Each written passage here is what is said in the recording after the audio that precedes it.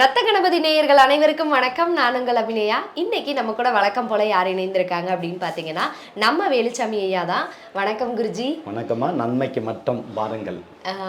குருஜி, இப்போ பார்த்தோம் அப்படின்னா நம்ம சேனலில் வந்து நீங்கள் எப்பயுமே மக்களுக்கு ஒரு புதிய தகவலோ சரி, இலவசமாக அவங்க என்ன நல்லது நடக்குதோ, இப்போ ஒரு எப்படி சொல்ல, ஒரு மூலிகை, இந்த மூலிகை நீங்கள் இதை பண்ணிங்கன்னா உங்களுக்கு வந்து நல்லது நடக்கும், இவங்களுக்கு கடன் பிரச்சனை இருக்கா தீரும், நோய் இருக்கா தீரும், இந்த மாதிரி செய்வின பிரச்சனை இருக்கா தீரும், அந்த மாதிரி நீங்கள் எல்லாமே வந்து அப்படி தான் நிறைய போட்டிருக்கீங்க. அதனால் வந்து நான் இன்னைக்கு ஆரம்பிக்கிறப்பே வந்து ஏதாவது ஒரு மூலிகை, இன்னைக்கு நம்ம நேயர்களுக்காக ஒரு மூலிகை, இந்த மூலிகையை நீங்கள் பயன்படுத்தினா உங்களுக்கு வந்து செய்வினை பிரச்சனை அப்படின்றது அறவே வராது அப்படின்னா அது என்ன மூலிகையாக இருக்கும் குருஜி? இப்போ வந்து பார்த்தோன்னா நிறைய இதில் நான் மூலிகை பற்றி சொல்லியிருப்பேன். செய்வின பிரச்சனைக்கு வந்து பார்த்தோன்னா நான் வந்து மூலிகையில் வந்து 2 விதமாக சொல்கிறேன். முதல்ல வந்து பார்த்தோன்னா நம்ம வந்து இந்த விரலி மஞ்சள்னு ஒன்று எடுத்துங்க. அந்த விரலி மஞ்சள் கூட வந்து பண்ண வேப்பங்கொழுந்து, அந்த வேப்பங்கொழுந்த 2ஐயும் அரைச்சி, 2ம் நல்லா நம்ம வந்து கொஞ்சம் ஒரு திக்காக இருக்கிற லெவலுக்கு அரைச்சி அதை நல்ல சுத்திரம் வீட்டுக்குள்ளே தெளிச்சிட்டு வந்தாங்கன்னா கண்டிப்பாக அந்த வீட்டில் இருக்கிற பில்லி சுனி ஏவல் எல்லாமே விலங்கி ஓடிடும். ஏன்னா இதில் வந்து பார்த்தோன்னா ஒரு 9 நாள் 11 நாள் இந்த மாதிரி பயன்படுத்தினா நிச்சயமாக அந்த வீட்டில் இருக்கிற செய்வின கொலர் காத்து கருப்பு பேய் பேசு எல்லாம் ஓடிடும். அன்னைக்கு வந்து நம்ம பண்ணும்போது என்ன பண்ணணும்னா வேப்ப எண்ணெய், அந்த வேப்பெண்ணெய் எடுத்துட்டு வாலில் நம்ம வீட்டுக்கு சென்டரில் வந்து நைட்டில் வந்து ஒரு வேப்பெண்ணெய் ஊற்றி திரி போட்டு எரி விட்டுடணும். அடுத்து வந்து நம்ம வாஸ்படியில் வந்து இப்படி வாஸ்படிக்கு வெளியே வர்ற மாதிரி தேங்காய் நெய்யும் கலந்து 2 விளக்கி வச்சுட்டோம். அப்படி வச்சுட்டாங்கன்னா அந்த வீட்டில் இருக்கிற கெட்ட சக்தி எல்லாம் போயிட்டு தெய்வம், குல தெய்வம், இஷ்ட தேவதை எல்லாம் வந்துடும். இந்த மாதிரி இதை பயன்படுத்தலாம். அடுத்து வந்து பார்த்தோம்னா ரொம்ப தீவிரமான ஒரு மூலிகைன்னா இந்த செய்வினை கொலை நீக்கக்கூடிய வந்து பார்த்தோம்னா எட்டி, அடுத்து கருங்காலி. இந்த கருங்காலி எட்டியும் வந்து பார்த்தோன்னா நான் அடிக்கடிக்க அந்த கருங்காலி எல்லாம் பயங்கரமா ஃபர்ஸ்ட்டை பற்றி பேசியிருப்பேன். எல்லாம் அந்த கருங்காலி வச்சா பணம் வரும் அது வரும்னு ஒரு காலத்துல வந்து பார்த்தோன்னா அந்த அளவுக்கு பரபரப்பாக இருந்துச்சு. நான் வந்து அன்னைக்கு வந்து கருங்காலி போடாதுங்க, போட்டால் பணம் வராது, பிரச்சனை வரும், கஷ்டம் வரும்ன்ட்டு பெரிய ஒரு இதில் கொடுத்தேன். அன்னைக்கு எனக்கு வந்து தூக்கி விட்டதே என்னுடைய அந்த இதில் வந்து பார்த்தோன்னா கருங்காலி தான் என்னை தூக்கி விட்டதே. ஏன்னா நான் வந்து போடாதுங்க. ஆனால் ஏன் அதை சொன்னேன்னா நான் வந்து இந்த பில்லி சூனி ஏவலுக்கெல்லாம் வந்து கருங்காலியும் எட்டியும் தான் நான் பயன்படுத்தியிருக்கிறேன். அது பேய் ஓட்டுறது செய்வினை கொலை நீக்கிறதுக்கு அந்த மூலிகை போய் இவங்க பணம் வருதுன்றாங்க, அது வருதுன்றாங்க, இது பண்றாங்க. யாரா இவங்களுக்கெல்லாம் சொன்னாங்க? அப்ப பார்த்தோன்னா யாரோ ஒருத்தர் சொன்னதை வச்சு மொத்த ஜோசியர் வந்து பெரிய பெரிய சாமியாருங்க, உலகத்தில் இருக்கிற சாமியார், பெரிய பெரிய மந்திரவாதி எல்லாமே கருங்காலி போடு பணம் வரும், கருங்காலி போடு அது வரும், இது வரும், அட்டா ஏகப்பட்ட பெல்ட்டா போட்டாங்க. அதெல்லாம் அப்படியே ஒழிச்சு அந்த கருங்காலி ஸ்டாப் பண்ணி இன்னைக்கு கருங்காலி வேள்வி இல்லாமல் பண்ணது யாருன்னா தமிழ்நாட்டில் வேலுச்சாமி தான். நான் அடிச்சு சொல்லுவேன். என் வீடியோ பார்த்தேன்னா அது எத்தனை பேர் பார்த்தாங்க, பல லட்சம் பேர் பார்த்தாங்க அந்த வீடியோ. அந்த அளவுக்கு ரீச் ஆச்சு. ஆனால் நம்ம ஒரு ஈஸியான ஒரு விஷயம் யாருனால பண்ணலாம்.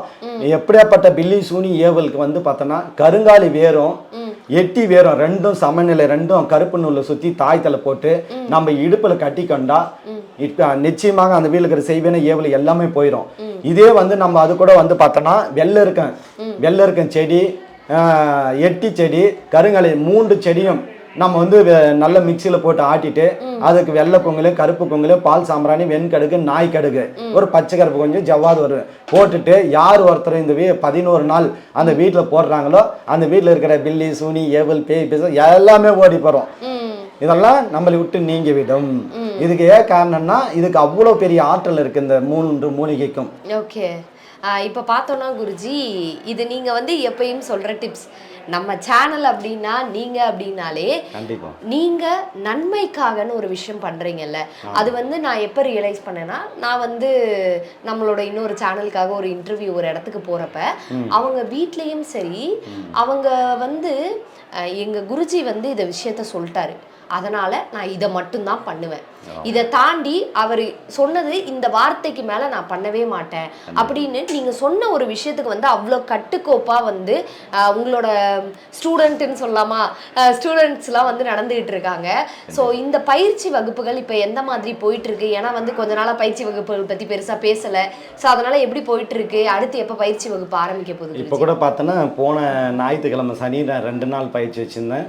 நான் வந்து எல்லா எல்லா மாணவர்களுக்கும் என்ன பண்றேன்னா ஃபர்ஸ்ட் உட்கார வச்சு அவங்க உள்ளத்தை அப்படியே தூய்மையாக்கிறேன். அந்த 25 பாயிண்ட் சொல்லுவேன் நான்.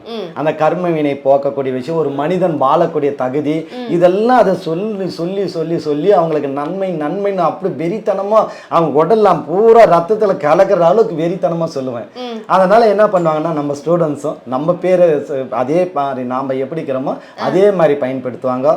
அதில் எனக்கு ரொம்ப சந்தோஷமான ஒரு விஷயம். ஏன்னா நான் அடிக்கடிக்க சொல்வேன், வேலுச்சாமி மாதிரி அடுத்து ஒரு படங்கு இன்னொரு மடங்கு நீங்க அதிகமா இருக்கணும், அதை பார்த்து நான் ரசிக்கணும், இதை தான் நான் ஆசைப்படுவேன். ஏன்னா நான் மட்டும் செஞ்சா மட்டும் இந்த உலகத்துல எல்லாத்தையும் சரி பண்ண முடியாது. அதனால தான் இந்த உலகமுள்ள எல்லா இடத்துலையும் பாருன்னா தமிழ்நாடு, கர்நாடகா, ஆந்திரா, மலேசியா, சிங்கப்பூர் எங்கெங்க இருக்கிறவங்களும் எங்கிட்ட பயிற்சி எடுக்காதவங்க கிடையாது. அத்தனை நாட்டில் இருக்கிறவங்களும் எங்கிட்ட வந்து பயிற்சி எடுத்து போறாங்க. இன்னைக்கும் மத்தனா மாந்திரியத்துல திருப்பத்தூர் வேலுச்சாமி ரத்த கணபதி ஆலயத்துல அவங்களே வாய்க்கு சொல்லிட்டாங்க, ஐயா மெஞ்சறதுக்கு யாரும் கிடையாது. அவங்களே 10,000 பேர் சொல்லிட்டு காரணம் என்னன்னா இன்னைக்கு 100 பேர் பயிற்சி போட்டோன்னா வர்றதுக்குறாங்க. அதே தாந்திரி மட்டும் எவ்வளவு பேர் வராங்க, இடமே பத்துறதுல. அந்த அளவுக்கு மக்கள் வந்துனே இருக்கிறாங்க, புதுசு வந்துனே இருக்கிறாங்க. வீட்டுக்கு ஒரு ஆள் மாந்திரி கிளாஸ் எடுத்துக்கணும்ன்ற கண்டிப்பா எல்லாமே வீட்டுல பெண்கள் இருந்து ஆண்கள் இருந்து பிள்ளைகள் இருந்து எல்லாமே எடுத்துக்கிறாங்க. எதுக்குன்னா நம்முடைய தற்காப்புக்கு, நம்முடைய எண்ணத்தை தூய்மையாக்குறதுக்கு, நம்ம நல்ல வழியில போறதுக்கு தான் இந்த மாந்திரிக கலை. இந்த கலை அழிந்து கொண்டு போயினுச்சு. மாந்திரனா ஐயோ மந்திரவாதியா, ஐயோ மந்திரவாதியான அப்படி ஒதுங்கி பயந்து நின்ற காலத்தை விட்டு போட்டு மந்திரவாதியா நல்ல மனிதர்கள்ப்பா, நல்லது செய்யறாங்க, நல்லது பண்றான்ற ஒரு நல்ல ஒரு நம்பிக்கை வைத்து எல்லார் வீட்டிலும் பெண்கள் இருந்து ஆண்கள் இருந்து சிறுகள் உரிமை எல்லாமே வந்து எல்லா வீட்டிலும் இந்த மாந்திரிக கலையை ஒரு நல்ல கலையாக சொல்லி அத்தனை பேரும் பயன்பெற்று கொண்டு இருக்காங்க. காரணம் நான் என்ன போல மக்களும் நன்மை செய்யணுன்றதுக்காக இதை கற்றுக் கொடுத்துன்னு இருக்கிறேன். இதில் வந்து பார்த்தோன்னா அடிப்படையிலேருந்து கடைச்சி எனக்கு தெரிஞ்ச அத்தனை விஷயமும் சொல்லி கொடுத்துருக்குறேன். நான் வந்து இது வரைக்கும் மறைச்சது கிடையாது. ஒவ்வொரு மூலிகையும் மை அரைச்சதுலேருந்து பழைய வீடியோலாம் பார்த்தோன்னா முதல்ல நான் தான் மை அரைக்கிற வீடியோவே போட்டேன். நான் தான் முதல்ல அந்த ஒரிஜினல் பொருள்லாம் காமிச்சேன். அதுக்கப்புறம் தான் இப்போதான் ஏகப்பட்ட பேர் யூடியூப்ல, முக்கால்வாசி யூடியூப்ல இருக்கிறவங்க என்கிட்ட 10 வருஷம் 5 வருஷம் என்னெல்லாம் எனக்கு அடிகாலம் தெரியல. நிறைய பேர் என்கிட்ட வந்தவங்க தான். ஆனா நான் அதை பத்தி யார் செஞ்சா என்ன, நல்லது செய்யட்டும். நல்லது செய்யும் போது நமக்கும் நன்மை உண்டாகும். இப்ப பார்த்தோம்னா குருஜி, நீங்க வந்து இப்ப ஒரு அமாவாசை பூஜைல இதுதான் நடக்குது அப்படின்னு எங்களுக்கு தெளிவா தெரியுது. ஆனா வந்து உங்க பயிற்சியில வந்து என்ன நடக்குதுன்னே தெரிய மாட்டேங்குது. ஏன்னா வந்து நிறைய பேர் கத்துக்கிறாங்கன்னு சொல்றீங்க, நிறைய பேர் வந்து படிக்கிறாங்க. உங்கள்ட்ட இருந்து வெளியே போன நிறைய பேரை நான் இன்டர்வியூ எடுக்கிறப்ப இப்படி வந்து குருஜி வந்து எங்களுக்கு வந்து ரொம்ப பெருசு அந்த மாதிரி நிறைய பேர் சொல்றாங்க. நீங்க அடிப்படையில இருந்து என்னென்ன விஷயங்கள் வந்து உங்க பயிற்சி வகுப்புல கத்துக் கொடுக்குறீங்க குருஜி? முதல்ல வந்து எல்லாரும் வந்து பார்த்தோன்னா டைரெக்டாக பயிற்சி எடுக்கும்போது காளி, வராகி, முனீஸ்வரன், கருப்புசாமி இந்த மாதிரி அப்படியே டைரெக்டாக கொடுத்துருவாங்க. நான் அப்படி கிடையாது. முதல்ல அடிப்படையில் வந்து நான் என்ன சொல்லுவேன்னா, ஃபர்ஸ்ட் அடிப்படை, நம்முடைய அடிப்படைன்னா நம்முடைய வாழ்க்கையை பற்றி நம்ம தெரிஞ்சுக்கணும். நம்ம வாழ்க்கையில் வந்து தாய் தந்தைனா யார், நம்ம தாய் தந்தை தான் நமக்கு முதல் கடவுள். அப்ப தாயின் கருவறை தான் முதல் கோயில். அப்புறம் என்ன சொல்லுவேன், நன்மை செய்யுங்க, தீங்கு செய்யாதங்க, யாருக்கு துரோகம் செய்யாதங்க, துரோகம் செய்யும் நன்மை இருங்க, அதே மாதிரி போராம பொச்சரிப்பு இருக்கக்கூடாது. இந்த மாதிரி மனிதனுக்கு தேவையான நல்ல நல்ல விஷயங்கள் அந்த அடிப்படை எல்லாமே மனதுக்குள் கொடுத்து விட்டு அதுல ஒண்ணு நம்ம முதல்ல வந்து நான் சொல்லுவேன் அடிக்கடிக்க கணபதி உபாசனை. ஏன்னா முதல் கடவுள் ஆகப்பட்டவர் அவர். கணபதியை யார் எடுப்பார்களோ அவங்களுக்கு தடை கிடையாது. ஏன்னா தடையை விளக்கக்கூடிய கணபதி. அந்த உபாசனை அவங்களுக்கு கொடுக்கும் போதும் அந்த தடைகளை விலக்கிட்டு நான் சொல்லக்கூடிய விஷயங்கள் கர்மவினை நீக்கக்கூடிய விஷயம் போயிட்டு உள்ளத்துல தூய்மை அடையும் போது அப்ப என்ன ஆகுதுன்னா அவங்க சொல்லக்கூடிய மந்திரங்களும் தெய்வங்களும் உடனடியாக சித்தியாயிருது. அப்ப அடிப்படை கணபதி கொடுத்துட்டு அதுக்கப்புறம் என்ன பண்ணுவேன், காளி கொடுப்பேன். நிறைய பேருக்கு உச்சிஷ்ட காளி கொடுப்பேன். ஏன்னா அந்த தாய் உச்சிஷ்ட காளி கூப்பிட்ட மாட்டேன், அகிலாண்ட கோடி பிரம்மண்டா நாயகின்னு கூட்டதான் எவ்வளவு பேருக்கு வந்துச்சு பாருங்க. ஏன்னா அந்த தெய்வம் எனக்குள்ள அந்த கூப்பிட்டனவே எல்லாம் வந்துருவாங்க. அந்த உபாசனை அதிகமா கொடுப்பேன். சில பேர் வராகி, கருப்புசாமி, முனீஸ்வரன் எல்லா தெய்வமும் இந்த தெய்வம் தான் நான் உபாசனை எல்லாமே கொடுப்பேன். இந்த 2 தெய்வம் கொடுத்துட்டு இதை வந்து யாருக்குன்னா கணபதியை பண்றவங்களுக்கு வீட்டுடைய ஓன் பயன்புள்ளதாக ஒரு தொழிலுக்கோ கணவன் மணி பிரச்சனைக்கு குடும்ப ஒற்றுமைக்கு கணபதி தடை இல்லாம வாழ்றதுக்கு. இந்த காளி வந்து கொடுக்கறது, வராகி இதெல்லாம் கொடுக்கறது யாருன்னா நிறைய பாதிக்கப்பட்டவங்க, நிறைய பேர் பாதிக்கப்பட்டு அங்கங்க லட்சங்கணக்கு செலவு பண்ணுவாங்க. ஆனா பாங்க உங்களுக்கு மாந்திரி கத்து கொடுத்துன்னு அவங்களுக்கே கத்து கொடுத்துருவேன். அப்ப அவங்களுக்கு செலவு இல்லாம அவங்களே மந்திரம் ஜெபிச்சு அவங்களுக்கு தற்காப்புக்கு அது மாதிரி கொடுத்துருவோம். சில பேர் தொழில் சொல்லுவாங்க. மூன்றாவது வந்து பார்த்தோன்னா தனதாயச்சினை கொடுப்பேன். தனதாட்சினி வந்து பார்த்தோன்னா செல்வத்தை அள்ளி கொடுக்கக்கூடிய தனதாட்சினி. அதை சொல்லி கொடுப்பேன். தாந்திரிக முறையில் பணம் வரக்கூடிய அத்தனை பரிகாரங்களும் அதை சொல்லி கொடுத்துருவோம். அந்த 3வது வைக்குவேன். சில பேர் என்ன பண்ணுவாங்க, மாந்திரிகத்தில் இந்த கணவன் மணி பிரச்சனை பண்ணுவேன், நல்ல ஒற்றுமை உருவாக்கணும், இதுக்கு ஏதாவது உபாசனைன்னா மோகினி உபாசனை கொடுப்பேன். ஏன்னா மோகினி என்ன பண்ணுன்னா, ஒருவருடைய கணவன் மணி சண்டையில் பிரிஞ்சிருப்பாங்க, அது வந்து அன்னோனியம் அந்த காம உணர்கள் கம்மி இருக்கிறதுனால ஏதோ ஒரு பிரச்சனை இருக்கும்.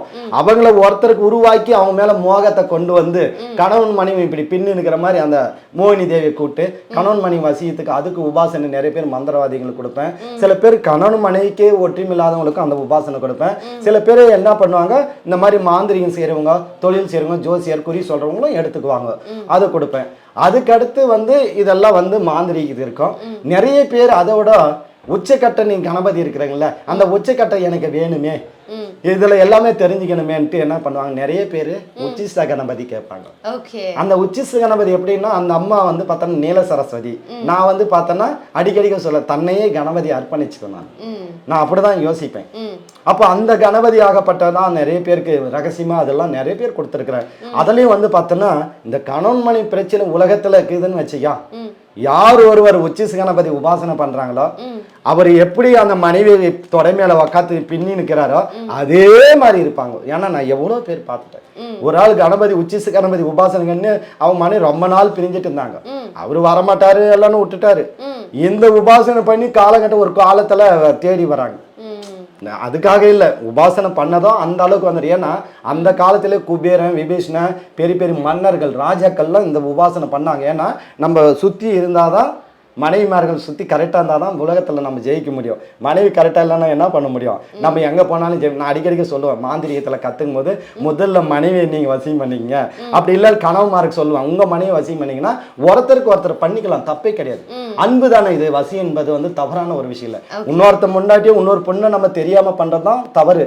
தன்னுடைய மனைவியை நம்ம பண்ணி நம்ம மேலே அன்பை செலுத்துறது தப்பே கிடையாது. அதுக்கு உண்டான மூலிகைகள், எந்திரங்கள் எவ்வளோ விஷயம் இருக்கு, அதெல்லாம் நான் சொல்லவே முடியுங்க.